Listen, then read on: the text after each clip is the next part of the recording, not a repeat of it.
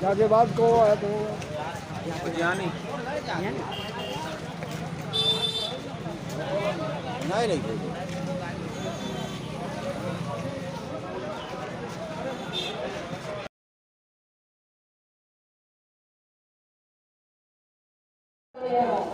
चाहे वो 10 एकड़ जमीन हो, राजपाट हो, जहाँ हमारे बच्चों की पढ़ाई, स्कूल की शिक्षा फ्री, इलाज फ्री, और हमारे बिजली का जो बिजली बिल है उसका भी सब्सिडी में फ्री मिले, और हमारे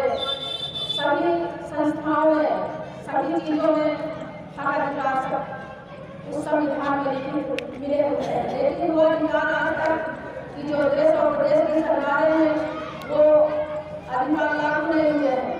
तो अगर हमें पूरी तरह से लागू कराना है और अपने हक अधिकार पाना है तो आप सब लोगों को संगठित होना होगा, भाईचारा बनाकर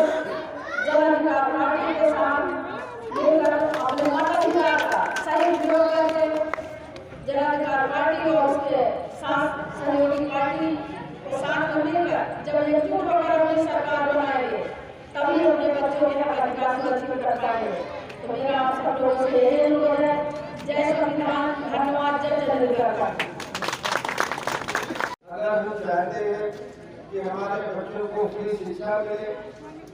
पढ़ने के बाद रोजगार मिले, जीवन के हर पहलू में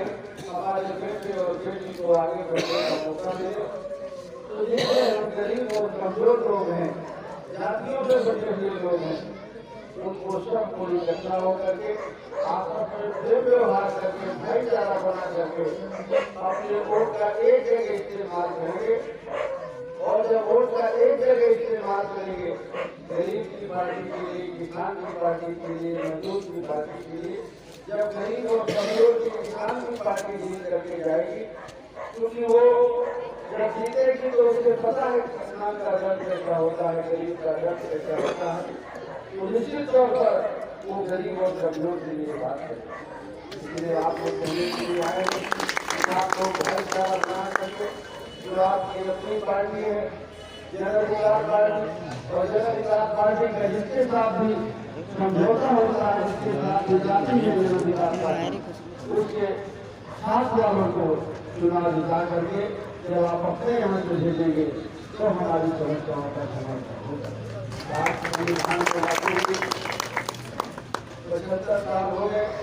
75 साल बीत जाने के बाद भी जो हमारे हक हिस्सा है वो हमें नहीं हासिल होता। हम लोग चाहते हैं कि देश में जाति जनगणना हो, जाति जनगणना के बाद जिसकी जितनी आबादी हो उस आबादी के हिसाब से उससे हिस्सेदारी और भागीदारी मिले। लेकिन ये जाति जनगणना का काम कराने का काम सरकार का है, जो हमारी रोज से कुछ करके जाती है सरकार, वो नहीं चाहती है कि देश में जाति जनगणना हो, ताकि हमको ये पता चल जाए कि हमारी आबादी कितनी है और हमारी भागीदारी, क्योंकि वो सारी संस्थाओं में जिनकी आबादी बहुत कम है वो 70% 80% बैठे हैं, और जिनकी आबादी देश में 80-90% है उनकी सरकारी नौकरियों में और जमीन जायदादों में उनकी भागीदारी बहुत कम है। इसलिए हम चाहते हैं कि हमारे देश में जाति जनगणना हो, और जाति जनगणना के बाद जिस समाज की, जिस बिरादरी की जितनी आबादी हो, जितनी संख्या है, उस आबादी के हिसाब से उसे हर क्षेत्र में हिस्सेदारी मिले, चाहे वो सरकारी नौकरियां हो, प्राइवेट सेक्टर हो, जंगल जमीन हो, हर जगह उसकी आबादी के हिसाब से उसको हिस्सेदारी और भागीदारी मिले। ये हिस्सेदारी और भागीदारी देने का काम केंद्र सरकार का है, जो हमारी रोज से जुड़ करके जाती है।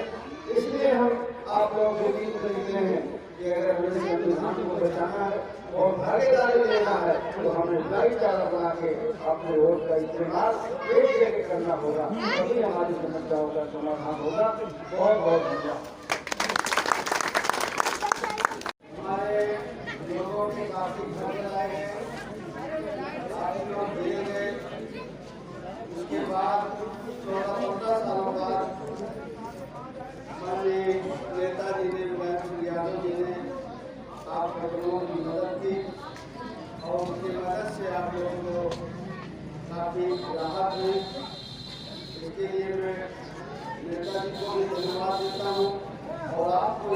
के लिए धन्यवाद देता हूँ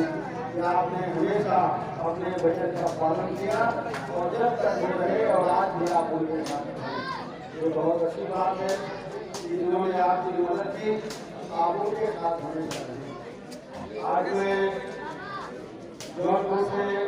सांसद जीत करके आया हूँ। हम लोग भी पीटी के साथ समाजवादी पार्टी को समर्थन दिया और समाजवादी पार्टी के सूत्र पर मैं भी जौनपुर से जीत करके आया। हम साथियों, ये यात्रा हम लोग भाईचारा बनाओ यात्रा लेकर के आपके बीच में आए हैं कि अगर हमें अपना हक अधिकार सुरक्षित रखना है। आप लोग बहुत दरबार कर रहे हो, बातचीत कर रहे हो,